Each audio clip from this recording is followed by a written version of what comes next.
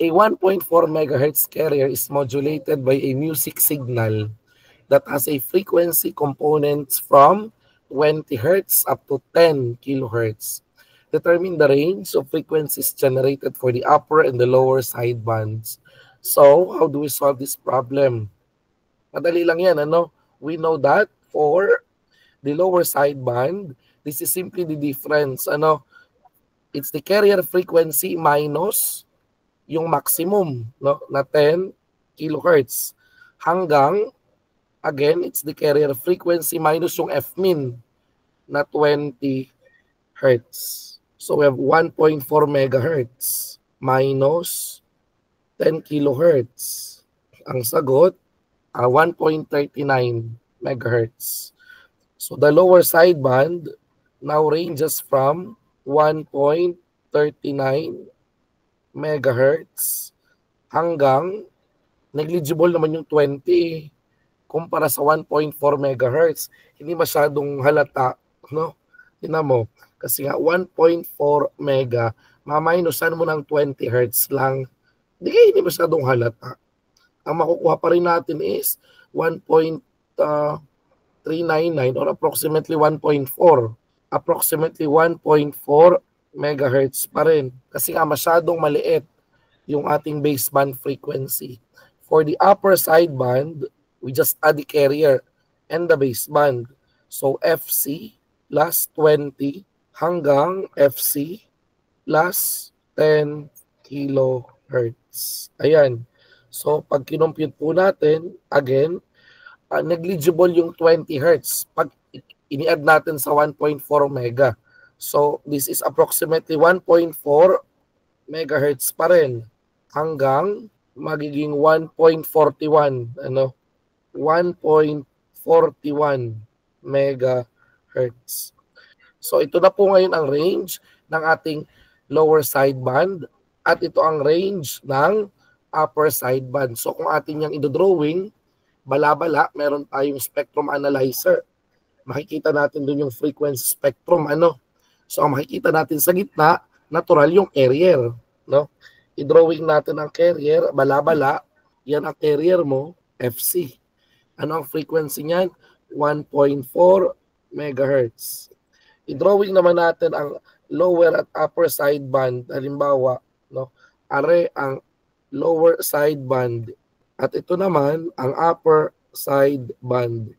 So makikita natin ang lower sideband ay ito, 1.39 megahertz at yung upper sideband 1.41 megahertz. So ito pala actually, parang halos nag-touch na ito eh. Napakaliit ng space sa pagitan nila. Hindi nga halata eh. Parang wala masyado. Ano? So kung gagawin natin realistic ang drawing, dapat masyado silang magkadikit. For example, eto na siya. Yan. Very, very close to 1.4 megahertz. Naintindihan po ba? So itong ating spectrum diagram, malinaw po. Okay, so next problem. Determine the maximum sideband power if the carrier output is 1 kilowatt and calculate the total maximum transmitted power. Madali lang ito, di ba? Alam naman natin na ang power ng sideband, kung dalawa sila, yan ay equal sa PC times M squared over 2. Ito na po ang power ng dalawang sidebands. Maximum. So paano ba yan magiging maximum? Maximum yan kapag ang M ay equal sa 1. Diba? For 100% modulation. So let us now solve. This will be 1 kilowatt multiplied by 1/2. So that means that the maximum power of the sideband is 500 watts. Dalawang sidebands na po yan. Ano? So kung gusto mo na isang sideband, 250 watts per sideband. Sige. And calculate the total maximum transmitted power.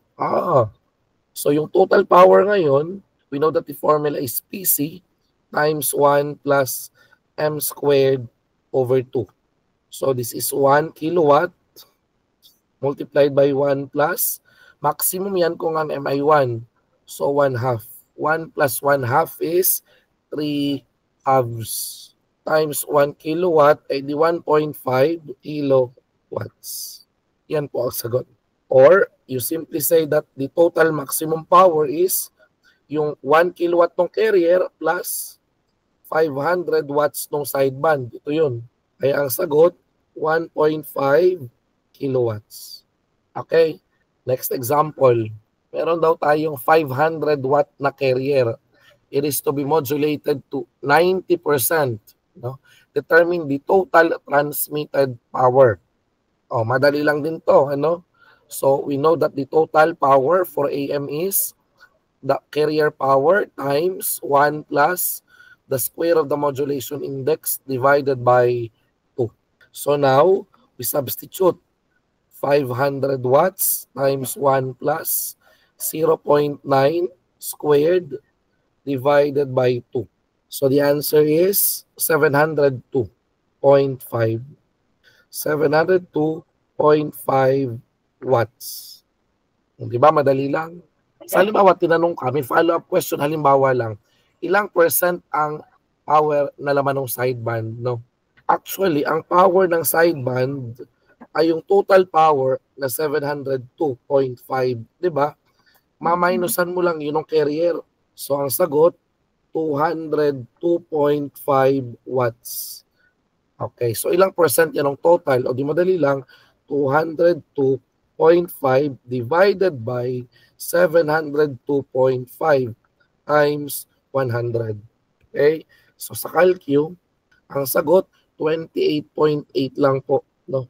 28.8% lang ng total power yung nasa sidebands. So that means 71.12 yung natitirang power na more than 70% ay nakanino?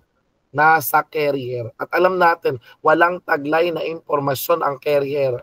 Kaya nauso ang tinatawag na suppressed carrier modulation. Maliit lang na percent ng power ang taglay ng sideband. Mas malaki palagi yung taglay ng carrier. Kaya sinasabi natin na nasasayang. Walang taglay na information yung carrier pero tinatransmit natin. Remember that the information is contained in the sidebands. At dahil dyan, nagkaroon ng tinatawag na suppressed carrier AM. No, yun yung uri ng AM kung saan sinusuppress yung carrier para tayo ay maging mas efficient sa pagtatransmit ng power. Okay? Next problem. An AM broadcast station operates at its maximum, no, maximum allowed total output of 5 or 50 kilowatts and at 95% modulation. How much of its transmitted power is intelligence? Parang yan yung tanong ko kanina, di ba? Ilang percent daw po nung na-transmit ang sa intelligence. That means, itong 50 kilowatts, yan ang maximum allowed output. O diyan yung PT. Yan ang PT, 50 kilowatts. At yung M natin ay 0.95. How much of the transmitted power is in the sidebands? O kumpitin muna natin yung carrier. No? So, para makompute yung carrier, substitute natin sa formula na PT equals PC times 1 plus M squared over 2. So, given yung PT na 50 kilowatts, makocompute natin ngayon yung PC. 1 plus 0.95 squared over 2. So, if we solve for PC, we will get 34.45 kilowatts. Therefore, magkano po ang power ng sideband? 50 minus answer, 15.55 kilowatts. So ito na po yung sagot dun sa ating itinatanong na how much daw dun sa transmitted power ang nasa intelligence or sidebands. So 15.55 kilowatts only. Next problem po. The antenna current of an AM transmitter is 12 amperes when unmodulated. So that means, yan yung current ng carrier. Okay, kasi unmodulated. So IC equals 12 amperes. But it increases to 13 amperes when modulated. So the total current is now 13 amperes when it is modulated. Ang itinatanong, ano daw ang modulation index? So in our previous discussion, na-derive na po natin yung equation ng modulation index kapag current ang given. Diba? Kung matatandaan ninyo, that equation is IT equals IC times the square root of 1 plus M squared over 2. So ang hinahanap natin is yung M. So we get this ratio, IT over IC, and then we square it. That's equal to 1 plus M squared over 2. Okay? So, kung gagamit tayo ng calculator, madali lang din naman yan. So, 13 divided by 12 equals, i-square mo pa, equals, minusan mo ng 1 equals, times mo ng 2 equals, at kunan mo ng square root para makuha ang modulation index. So the answer is 0.589. So approximately 0.6. So M is approximately 0.6. So yan po ang ating sagot. So madali lang naman, hindi naman to sobrang hirap.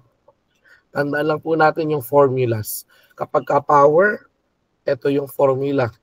Kapag ka-current, ito yung formula. Yung parenthesis, nagiging square root lang. Okay, next problem.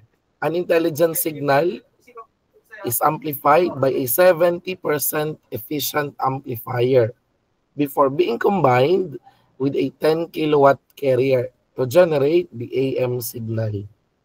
If you want to operate at 100% modulation, what is the DC, not D, this should be DC. What is the DC input power to the final intelligence amplifier? So guys, remember that the word intelligence in this problem refers to the information. This is our modulating signal. So may efficiency siya na 70% daw po. Now we may recall from our study of electronics that for an amplifier, how do we define the efficiency of an amplifier? Sige nga, kung may natutunan kayo sa inyong electronics, ano ang efficiency ng isang amplifier? The efficiency is eta. Ano po ang formula ng efficiency ng isang amplifier? Actually, we call it conversion efficiency to be more precise. Walang nakakatanda. O sige, papaalala ko sa inyo. It's the output AC power divided by the input DC power. So, yun ang itinatanong sa problem na to ngayon eh. Ang itinatanong yung DC input power. So, given naman yung efficiency, ano yung tinutukoy niya na output AC power? So, for amplitude modulation, nakanino po ba yung information? Yung output na tinutukoy dito ay di natural yung information mo, yung intelligence. Ang nagtataglay nun ay ang sidebands. Okay? Sideband. So that means yung PO na tinutukoy dito, yan ay power ng sideband. Okay? O ngayon, paano natin malalaman ang power ng sideband? Di ba, ang power ng sideband ay equal sa power ng carrier multiplied by M squared over 2. So yung PC natin magkano? 10 kilowatts. Yung modulation natin ay 100%, so 1. So hindi ka na magkakalkyo. Kalahati ng 10 kilowatts is 5 kilowatts. So from that, meron na tayong AC output power. Ito na yun. Kukuha na natin ngayon yung required input DC power, which is equal to 5 kilowatts divided by the efficiency na 70%. Pag kinompute natin yan, ang lalabas na sagot ay 7.14. 7.14 kilowatts. 7.14 kilowatts. That is the required DC input power para gumana yung modulator mo sa 100% modulation. Next problem. Meron tayong transmitter na may 10 kilowatts carrier. Nag-transmit daw siya ng 11.2 kilowatts when modulated with a single sine wave. Calculate the modulation index. O paano yun? Madali lang din yan. Remember that PT is PC times 1 plus M squared over 2. So the total power is 11.2 kilowatts The carrier power is 10 kilowatts, 1 plus m squared over 2. So let us now solve for m. Yan. So we have 0.489. So approximately 0.5. So m is approximately 0.5. Kasi ang sagot natin ay 0.4898979. Diba? Very close to 0.5. So ayun po. No. Pero may follow-up question. Ano? If the carrier is simultaneously modulated with another sine wave. So ngayon, there is a second sine wave modulating the carrier. So dalawa na ngayon yung modulation, dalawa na yung modulating signal. Diba? Yung isa 50% naman ang modulation. Ano ang total transmitted power? Pagka po ganito, kukunin muna natin yung effective modulation index, MF, which is equal to the square root of M1 squared plus M2 squared. O di ba parang Pythagorean theorem lang? Square root of yung una 0.5 squared plus, di ba yung pangalawa 0.5 din? Kasi 50%. So the effective modulation index is 7/10 or 0.7 eksakto. So ito na po ang effective modulation index kung dalawa yung modulating signal. Hinahanap ngayon, ano ang total transmitted power? So let's now solve for the total PT. We will still have the same 10 kilowatt carrier times 1 plus 0.7 kasi yun yung panibago nating modulation index divided by 2. So PT is now equal to 12.45 kilowatts. O di ba? Ganun lang kadali. Kaya guys, madali lang talaga ang PCOMs. Kaya kinakailangan lang naunawaan mo. Magiging mahirap yan kung hindi mo nauunawaan. At isa pa, kung hindi mo alam ang formula. Pero paikot-ikot lang naman di ba? Kahit pagbalik-balik na rin mo yung tanong, the formula will not change. You'll still be using the same formula. Pero syempre, iba-iba yung wording ng problem. So doon nagbabago. Doon humihirap. Kasi minsan yung wording ng problem, hindi mo masyadong naunawaan, kaya feeling mo mahirap yung problem. But it's actually not really difficult.